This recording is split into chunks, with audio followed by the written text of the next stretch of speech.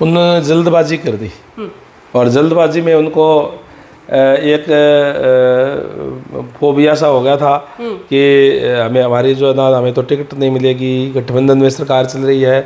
वो जो जीते थे ब्रजेंद्र जी, वो कोई अपने नाम से नहीं जीते थे, नरेंद्र भाई मोदी जी के नाम पे ही वो जीते थे, पार्टी के नाम पर ही वो जीते थे, पार्टी के नाम पे ही उनको टिकट मिली। उन्होंने तो नौकरी की थी, तो उनकी तो राजनीतिक तौर पे तो कोई पहचान नहीं थी। जब उपचुनाव हुआ तो बहुत बार ये सुनने को मिला कि भव्य अगर जीत जाते हैं तो उन्हें मंत्री बनाया जाएगा, ये किया जाएगा, वो किया जाएगा। अब लगातार खबरें ये आ रही हैं कि बीजेपी जो है उनकी पॉलिटिक्स खत्म करने वाली है। देखिए, कुलदीप बिश्नोई जी भी सीनियर नेता है और उन्हीं के इच्छा थी कि यहाँ से मेरे बेटे को चुनाव लड़वाया जाए जी। बल्कि मैं ये भी बता दूं कि हमारी तो बल्कि जो हमारे जो नेतागण हैं उन्होंने कहीं न कहीं उनका आगे जिक्र भी किया था कि खुद चुनाव लड़े।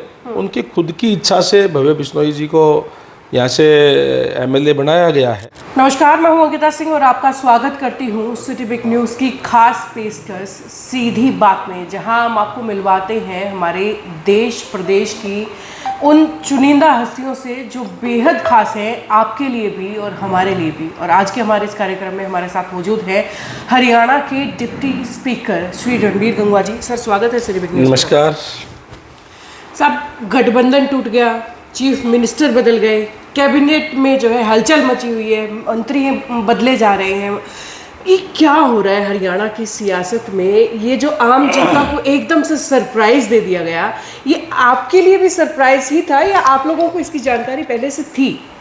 देखिए, जहाँ तक भारतीय जनता पार्टी की बात है जी नेतृत्व परिवर्तन की बात आपने कही जी, ये बात ठीक है कि हमें भी इस बात का बिल्कुल ही ना पता था, ना अंदेशा था। और जिस तरीके से मनोहर लाल जी के नेतृत्व में सरकार चल रही थी जी वो एक अच्छे तरीके से चल रही थी। और क्योंकि भारतीय जनता पार्टी के अंदर कभी भी किसी भी कार्यकर्ता को कोई भी जिम्मेदारी दी जा सकती है, ऐसा भारतीय जनता पार्टी एक अलग तरीके की पार्टी हमारे भारत देश के अंदर है और किसी भी पार्टी के अंदर ऐसा ना तो हो सकता, और अगर कोई ऐसा हो जाए तो फिर वो पार्टी टिकती नहीं है, दो फाड़ हो जाती है। लेकिन भारतीय जनता पार्टी के अंदर जैसे हमारे देश के यशस्वी प्रधानमंत्री नरेंद्र भाई मोदी जी भी, हमारे देश के गृह मंत्री आदरणीय अमित शाह जी भी, और हमारे जो नड्डा जी हैं राष्ट्रीय अध्यक्ष, वो हमेशा कहते रहते हैं भी किसी भी पार्टी के कार्यकर्ता को कोई भी जिम्मेवारी कभी भी दी जा सकती है। और आपने जो हमारे पड़ोस के अंदर ही, चाहे वो राजस्थान की बात हो, चाहे छत्तीसगढ़ की बात हो, और चाहे मध्य प्रदेश की बात हो, पहले भी आपने देखा होगा कि किस तरीके से नए लोगों को मुख्यमंत्री की जिम्मेदारी दी गई है। और इस तरीके के परिवर्तन से नया आदमी और नए जोश से लोगों की सेवा करने का काम करता है। मैं माननीय हमारे प्रदेश के मुख्यमंत्री नायब सैनी जी को बहुत बहुत बधाई भी देता हूं, और निश्चित तौर पर उनके नेतृत्व के अंदर आदरणीय हमारे पूर्व मुख्यमंत्री आदरणीय मनोहर लाल जी के आशीर्वाद से जो काम उन्होंने शुरू किए हुए हैं उनको और ज़्यादा गति देने का काम हमारे मुख्यमंत्री करने का काम करेंगे।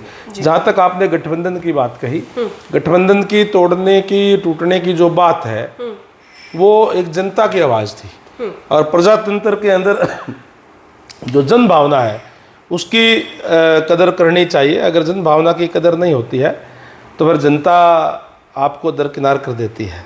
इसलिए जन भावना के अनुरूप, कार्यकर्ताओं के भावना के अनुरूप भी, और जो हालात थे अभी, क्योंकि 10 की 10 सीटें ऑलरेडी जो भारतीय जनता पार्टी है वो पहले जीती हुई है, अच्छे मार्जिन से जीती हुई है। हाँ। तो दूसरे को देने का तो कोई सवाल ही पैदा नहीं उठता था। तो कुल मिलाकर के बात यह है कि जेजेपी के साथ जो गठबंधन टूट गया है उससे आप सभी लोग खुश हैं? देखिए, गठबंधन जो है वो कोई शौक का नहीं था, गठबंधन मजबूरी का था। हरियाणा प्रदेश की जनता ने मैंडेट इस टाइप का दिया था कि सरकार चलाने के लिए वो जरूरी था। और आज हमारे पास, क्योंकि पहले 40 एमएलए थे, आदमपुर के आने के बाद में 41 एमएलए भारतीय जनता पार्टी के अपने हो गए हैं। बाकी निर्दलीय जो है 7 और हमारे साथ हैं, तो पूर्ण बहुमत हमारे पास है और जन भावना के अनुरूप ये गठबंधन टूटा है। जी, लेकिन दीपेंद्र हुड्डा की बहुत ज़बरदस्त एक वीडियो वायरल हुई थी जिसमें कह रहे हैं कि गठबंधन टूटा नहीं है, गठबंधन सिर्फ लोग दिखाने के लिए तोड़ने का भी एक गठबंधन किया गया है। उस वीडियो को लेकर के क्या कहेंगे? उन्होंने साफ साफ कहा ये तो अंदर खाते की ड्राइंग रूम। देखिए, ना तो सरकार बनने से पहले गठबंधन था जी, और ना ही ये संगठन का गठबंधन था, ये सरकार चलाने के लिए मजबूरी का गठबंधन था। जी, ये सर्वविदित है। दीपेंद्र हुड्डा जी क्या कहते हैं क्या नहीं कहते हैं, वो केवल और केवल इस बात के लिए कि क्योंकि उनकी राजनीतिक ज़मीन आज खिसक चुकी है। जो यूँ कहते थे कि रोहतक हमारा गढ़ है, वहीं से वो चुनाव ऑलरेडी हार चुके हैं। और आज नरेंद्र भाई मोदी जी के नेतृत्व में जिस तरीके से कार्य हो रहे हैं, जिस तरीके से देश आगे बढ़ रहा है, जिस तरीके से देश का गौरव विश्व पटल पे बढ़ा है, उसको देखते हुए वो घबराए हुए हैं, अपनी राजनीतिक ज़मीन तलाशने के लिए इस टाइप के बयान देने का काम कर रहे हैं। जी, लेकिन खबरें तो उल्टी सुनने में आ रही है सर। सुनने में ये आ रहा है कि रोहतक के अंदर जो जितने भी सर्वे करवाए जा रहे हैं उनके अंदर दीपेंद्र हुड्डा सीट जो है निकालते हुए दिखाई दे रहे हैं, बल्कि बीजेपी अब की बार 10 का आंकड़ा नहीं छू पाएगी। सर्वे कौन सा पहले बार उनको हरा रहे थे? कोई सर्वे तो पहले भी ये कह रहे थे, लेकिन सर्वे की अगर आप बात करें तो मुझे लगता है कि अगर मैं मध्य प्रदेश की बात करूं या छत्तीसगढ़ की बात करूं, छत्तीसगढ़ में तो एक सिंगल चैनल भी ये नहीं दिखा रहा था कि भारतीय जनता पार्टी की सरकार आ रही है। वहाँ तो कह रहे थे कि कांग्रेस रिपीट कर रही है। जी, मध्य प्रदेश के अंदर भी ये कह रहे थे कि कांग्रेस की सरकार आ रही है। कांग्रेस के लोग भी ये कह रहे थे। जी, तो सर्वे नहीं, हमने जो भारतीय जनता पार्टी जो कार्य करती है, बूथ स्तर तक, पन्ना प्रमुख तक का हमारा संगठन तैयार है और उस संगठन के बलबूते पर हम लोगों में जा रहे हैं और लोगों का जिस तरीके से सहयोग समर्थन मिल रहा है, मैं निश्चित तौर पे कह सकता हूं कि हम 10 की 10 सीटें अब फिर हम यहाँ हरियाणा के जीतेंगे और ना केवल जीतेंगे बल्कि पिछली बार जो मार्जिन था उससे भी ज़्यादा मार्जिन से हम ये इस बार जो है सरकार 10 की 10 सीटें जीतेंगे। और एनडीए जो है, जिस तरीके से हमारे देश के यशस्वी प्रधानमंत्री जी ने नारा दिया है कि अब की बार 400 पार, एनडीए 400 पार होगा और धारा 370 तोड़ने का काम किया है। भारतीय जनता पार्टी अकेली 370 को पार करने का काम करेगी। जी सर, ऐसे में एक सवाल फिर ये भी बनता है कि आपकी पार्टी के इसी जो है सेशन की अगर बात करें, बृजेंद्र सिंह जी सांसद बने थे, उनकी लहर के अंदर वो बने और फिर भी पार्टी छोड़कर चले गए, कांग्रेस में चले गई हैं, यहाँ से हिसार सीट खाली हो गई है। उसका कितना नुकसान आप लोगों को भुगतना पड़ेगा और ऐसा क्या रह गया, ऐसा मतलब क्या नहीं दे पाए आप उन लोगों को कि आपको छोड़ के चले गए? उन्होंने जल्दबाजी कर दी और जल्दबाजी में उनको एक फोबिया सा हो गया था कि हमें हमारी जो ना हमें तो टिकट नहीं मिलेगी, गठबंधन में सरकार चल रही है। जबकि हमेशा पार्टी ने बताने का काम किया कि ये सरकार का गठबंधन है, संगठन का नहीं है।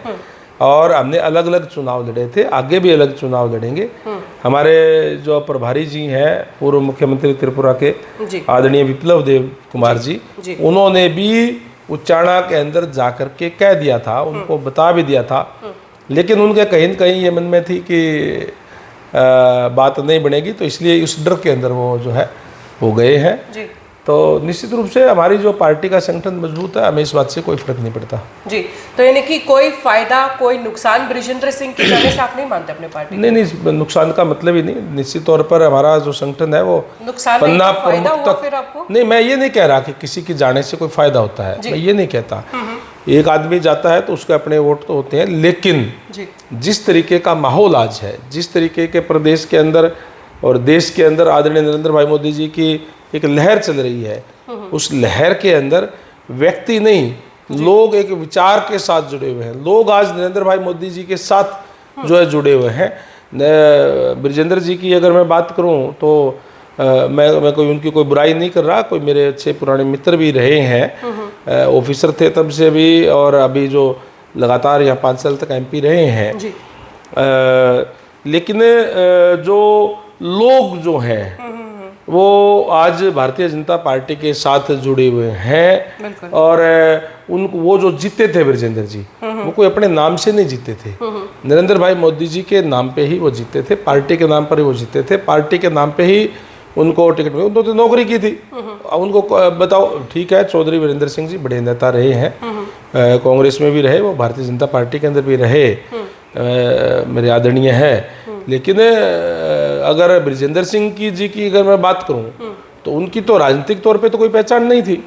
ये केवल और केवल पार्टी के वर्करों ने जिताने का काम किया। पार्टी के वर्कर यूं मजबूत है, जो भी कैंडिडेट आएगा बड़े मार्जिन से जीतेगा। जी, आप बात कर रहे हैं पार्टी के जो है समर्थन की, या जो पार्टी के साथ दिल से लगे हुए हैं। ऐसे ही एक जो आपके अनिल विज जी हैं, काफ़ी टाइम से, लंबे टाइम से नाराज चल रहे हैं। आपने कहा भी कि भाई किसी भी नए चेहरे को यहाँ मुख्यमंत्री बनाया जा सकता है, तो क्या इस रिवाज में ये ज़रूरी है कि किसी डिजर्विंग कैंडिडेट को इग्नोर कर दिया जाए, क्योंकि बहुत मांगे जो है उनके नाम की उठी? और आपको नहीं लगता कि बीजेपी का ओवर कॉन्फिडेंस है? देखिए, आप नाराज की बात कही। अनिल विज जी हमारे बहुत ही सीनियर नेता है जी, और मैं ये भी कहूँ तो कोई गलती नहीं होगी कि भारतीय जनता पार्टी के हरियाणा प्रदेश के अंदर सबसे सीनियर नेता है। और आपने नाराज की बात कही, मैं तो खुद उनसे मिला हूँ, विधानसभा के अंदर मेरी बात हुई है, 1% भी वो कहीं नाराज नहीं है। और उन्होंने अपने बयान भी उनको यही आए हैं कि मैं बिल्कुल भी नाराज नहीं हूँ। पार्टी का काम पहले कर रहा था, पार्टी का काम और ज़्यादा जोर से करेंगे, और जो टारगेट है 400 पार का, उसके लिए जी जान से वो काम की वो कह भी रहे हैं और वो कर भी रहे हैं। तो नाराजगी नहीं है। जहाँ तक डिजर्विंग की और मंत्री बनाने ना बनाने की बात, ये मुख्यमंत्री का अपना एक अधिकार क्षेत्र है, या यूँ कह लीजिए कि जो हाईकमांड है उसका काम है, वो मेरा काम नहीं है। जी, चलिए, उसके बाद अनिल विज जी के बाद जो है सीधा सवाल कुलदीप बिश्नोई पर आकर के ठहर जाता है, क्योंकि जब उपचुनाव हुआ तो बहुत बार ये सुनने को मिला कि भव्य अगर जीत जाते हैं तो उन्हें मंत्री बनाया जाएगा, ये किया जाएगा, वो किया जाएगा। अब लगातार खबरें ये आ रही हैं कि बीजेपी जो है उनकी पॉलिटिक्स खत्म करने वाली है, पॉलिटिकल हत्या जो है कुलदीप बिश्नोई की और उनके परिवार की बहुत जल्दी हो जाएगी, राजनीतिक हत्या। तो उस पर क्या कहना चाहेंगे? देखिए, कुलदीप बिश्नोई जी भी सीनियर नेता है, और उन्हीं के इच्छा थी कि यहाँ से मेरे बेटे को चुनाव लड़वाया जाए जी। बल्कि मैं ये भी बता दूं कि हमारी तो बल्कि जो हमारे जो नेतागण हैं उन्होंने कहीं न कहीं उनका आगे जिक्र भी किया था कि खुद चुनाव लड़े। उनकी खुद की इच्छा से भव्य बिश्नोई जी को यहाँ से एमएलए बनाया गया है, और वो जीते हैं। लगातार तीसरी पीढ़ी के एमएलए उनके बने हैं। तो ये कह देना कि राजनीतिक हत्या, ये तो बिल्कुल गलत है। और वो हमारे सम्माननीय नेता है, और हर तरीके से पार्टी के अंदर उनका मान सम्मान है। चलिए, उसके बाद अब बात कर लेते हैं राज्य के बाद हमारे अपने लोकसभा क्षेत्र की। हिसार लोकसभा के पत्ते कब खोलने वाली है भारतीय जनता पार्टी? देखिए, ये तो शीर्ष नेतृत्व तो बता सकता है, ये तो मेरे अधिकार क्षेत्र की बात नहीं है जी कि कब खोलेंगे। ये ज़रूर मैं बता सकता हूँ कि जल्दी खोलेंगे, और चुनाव अभी डिक्लेयर हो चुके हैं, और नॉमिनेशन जब शुरू होगा तो उससे पहले पत्ते खोल दिए जाएंगे। जी, वैसे हिसार लोकसभा की अगर बात करें तो कैप्टन अभिमन्यु, रणबीर गंगवा और कुलदीप बिश्नोई, ये 3 नाम हैं जो दौड़ में सबसे आगे चल रही हैं। और लक किसका होगा वो बात अलग है, लेकिन अगर आपका दरवाजा ये लक खटखटाता है तो तैयार है पूरे तरीके से लोकसभा? मैं एक बात मान करके चलता हूँ कि हमारा कैंडिडेट कमल का फूल है जी, और कमल का फूल निश्चित तौर पर जीतेगा, बड़े मार्जिन से जीतेगा। उस कमल के फूल के साथ कैंडिडेट का नाम किसका होगा, ये हाईकमांड का काम है। किसी को भी दे दें, आपको दे दें तो आप भी जीत जाओगे, क्योंकि नरेंद्र भाई मोदी जी के नाम पे और जिस तरीके से पार्टी का कार्य है, वो आज पूरे देश की जनता उसको पसंद करती है। कमल का फूल जीतेगा, निश्चित तौर पर जीतेगा, बड़े मार्जिन से जीतेगा, ये मैं आपको लिख के दे सकता हूँ। लेकिन साथ ही जो विपक्ष के जो दल हैं वो कह रहे हैं कि भाई आज इस तरीके से अरविंद केजरीवाल की गिरफ्तारी हुई, हिंदुस्तान के इतिहास में पहली बार ऐसा हुआ है कि कोई किसी सीएम को रहते हुए जो है गिरफ्तार कर लिया जाए। आज सत्यपाल मलिक जी की तरफ से भी जो है ये सोशल मीडिया पर उनके डाला गया है कि ये आखिरी कील जो है अपने ताबूत में ठोक ली है नरेंद्र मोदी जी और उनके दल ने, और ये सरासर गलत हुआ है। कहीं ना कहीं नुकसान इसका भुगतना पड़ेगा आप लोगों को। देखिए, भारतीय जनता पार्टी फायदा और नुकसान की बात नहीं, ईडी, सीबीआई ये स्वतंत्र एजेंसीज है जी। उन एजेंसीज, और उसके अलावा हमारा इसका मतलब ये है कि जो लोग ये बात करते हैं उनके भारत के कॉन्स्टिट्यूशन पे विश्वास उठ गया उन लोगों का। हमारा एक जो सिस्टम है ईडी और सीबीआई स्वतंत्र एजेंसी है, जी उनके हाथ में कोई जेल करना नहीं है। उसके बाद हमारी कोर्ट है, और कोर्ट के अंदर भी अलग अलग है। हमारी जो सेशन कोर्ट है, हाई कोर्ट है, माननीय सुप्रीम कोर्ट है। जी अगर उन लोगों ने जो डॉक्यूमेंट ईडी के पास थे, वो पहले तो वो गए नहीं, वो भागे उससे, और भागने के बाद में जब वो कोर्ट के अंदर भी चले गए, और जब कोर्ट ने भी उनको ये कह दिया कि प्रथम दृष्टि से ये सबूत है कि आप लोगों ने करप्शन किया है और आप लोगों को हिरासत में लिया जाना चाहिए और आपको जाकर के इसका जवाब देना चाहिए, तो उस लोग उन पे भी अगर ये कहते हैं तो मैं कहूँगा कि देश का दुर्भाग्य ही है कि इस टाइप की बात करते हैं कि भारतीय जनता पार्टी को इसका नुकसान उठाना पड़ेगा या फ़ायदा लेना पड़ेगा। भारतीय जनता पार्टी का काम नहीं है, ना ही माननीय प्रधानमंत्री जी का ये काम है। ये ज़रूर है कि ऐसी व्यवस्था नरेंद्र मोदी जी ने दी है, चाहे कितना ही बड़ा नाम हो, अगर कोई करप्शन करेगा तो बचेगा नहीं। ये मोदी जी का नारा भी है और ये करके दिखा भी दिया है, और इससे ये साबित होता है कि कानून से ऊपर कोई भी नहीं है।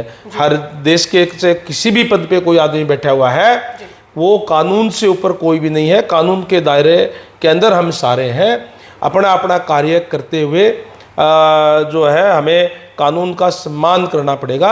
अगर कोई करप्शन करेगा, पहले तो ये कहते थे कि बड़े लोगों के पे जो है जो सीबीआई ईडी जो है वो कार्रवाई नहीं करती, वो अंदर क्यों नहीं जाते, और आज अगर ये चले गए उन पे कार्रवाई होगी तो फिर ये कहते हैं कि ये क्यों चले गए। जो अरविंद केजरीवाल रामलीला ग्राउंड के अंदर माइक पे आवाज लगा लगा करके ये कहता था कि सोनिया गांधी जी पे केस है वो क्यों नहीं जाती, फला पे केस है वो क्यों नहीं जाती, लालू प्रसाद यादव पे है वो क्यों जाती, जो कांग्रेस को गालियां निकालता था, करप्ट बताता था, और वही केजरीवाल उनके साथ अगर आज गठजोड़ कर रहा है और आज उनका सहयोग इस बात के लिए कर रहा है कि मैंने करप्शन किया है कि मेरा बचाव हो जाए, ये तो सारी पूरे देश की जनता देख रही है कि किस तरीके से उन्होंने अपने ही बयानों से पलटी मारने का काम जो है वो किया है। इस तरीके से बात कहने से, इस तरीके से जोर से आवाज़ उठाने से कोई बच नहीं जाता। कानून अपना काम कर रहा है, कानून के दायरे के अंदर ही वो अंदर गए हैं। अगर कोई उनके पास दलील है तो कोर्ट में रखे, कोर्ट उनके पास है, उनके पास ऑप्शन है, कौन मना करता है। चलिए, बहुत बहुत धन्यवाद आपका हमारे साथ जुड़ने के लिए, और होली की अग्रिम शुभकामनाएं मैं चाहूँगी आप हमारे दर्शकों को जरूर दें। आपको भी बहुत बहुत होली की शुभकामनाएं, और मैं पूरे प्रदेशवासियों को, देशवासियों को आने वाले रंगों के त्यौहार होली की बहुत बहुत शुभकामनाएं देता हूं। परमपिता परमात्मा से प्रार्थना करता हूं कि रंगों का त्यौहार आप सबके जीवन के अंदर नई खुशियां लेकर के आए, और आपसे निवेदन करूंगा कि लोकतंत्र का सबसे बड़ा पर्व है प्रजातंत्र का, अपना वोट का उपयोग जो है वो जरूर करें। बहुत बहुत धन्यवाद आपका। तो ये है मेरे साथ रणबीर गंगवा जी, जिनसे सीधी बात की है हमारी जो खास पेशकश है, सीधे सवाल पूछे। खैर, सिलसिला लगातार भविष्य में भी इसी तरीके से जारी रहेगा। देखते रहिए सिटी बिग न्यूज़। नमस्कार।